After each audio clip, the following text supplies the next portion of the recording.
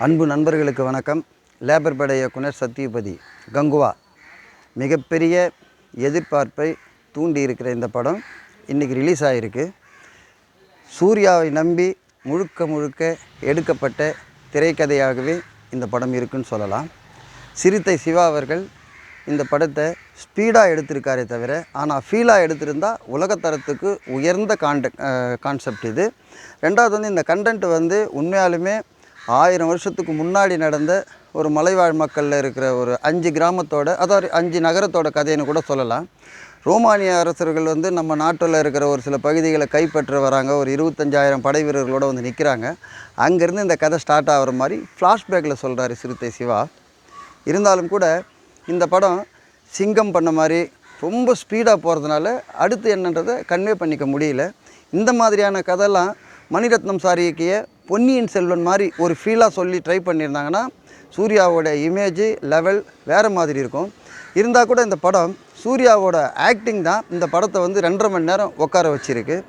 First ஹாஃபில் வர்ற சூர்யாவை காட்டிலும் செகண்ட் ஹாஃபில் கங்குவாவாக நடிக்கிற சூர்யாவோட உழைப்பு, அதாவது எந்த அளவுக்கு அந்த ஃபாரஸ்ட்டில் எஃபெக்ட் போட்டிருக்காரு. அது இல்லாமல் நிறைய டெக்னீஷியன்கள் கூட இருக்கிறவங்களுடைய உழைப்பு, கேமராமேனுடைய உழைப்பு எல்லாமே நல்லா இருக்குது.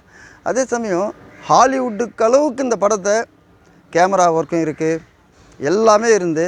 ஆனால் ஒன்று மட்டும் கொஞ்சம் திரைக்கதையில் கவனம் செலுத்தி இருக்கணும்.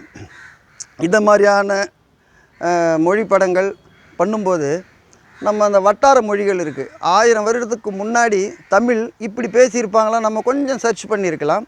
இவ்வளோ பெரிய பொருட்செலவில் ரொம்ப அழகான லொக்கேஷன், ரொம்ப அழகான உழைப்பு, இயக்குனருடைய உழைப்பு, கேமராமேனுடைய உழைப்பு, மியூசிக் டைரக்டருடைய உழைப்பு, சூர்யாவுடைய நடிப்பு எல்லாமே இந்த படத்துக்கு ரொம்ப ப்ளஸ்ஸாக இருக்கிறதுனால தான் இந்த படத்தை பார்க்க முடியுது. அதாவது இந்திய சினிமா இந்த 3Dயில் எடுத்து உலக லெவலுக்கு மிரட்டினா கூட அவங்க அளவுக்கு ஒரு 3D, இப்போது வேணாம்னு ஒரு படம் வந்தது பார்த்திங்கன்னா 3D எஃபெக்டில் எந்த அளவுக்கு 3Dங்க மட்டும் சொல்ல முடியுமோ அந்த அளவுக்கு சொல்லியிருப்பாங்க. இவங்க இந்த 30 ரூபா 3D கண்ணாடிக்காக நிறைய இடத்துல உழைச்சிருக்காங்க.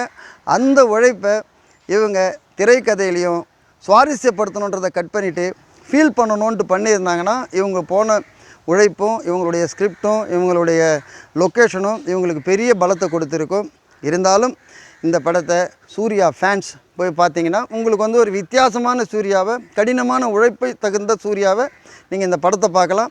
நம்மளை பொறுத்த வரைக்கும் இப்படிப்பட்ட திரைக்கதையை பெரிய நடிகர்களை வச்சு பண்ணும்போது ரொம்ப ஃபீலாக அழகாக பண்ணியிருந்தால் இன்னும் பேன் இண்டியாவில் இந்த படம் உயர்ந்த இடத்துக்கு போயிருக்கும்.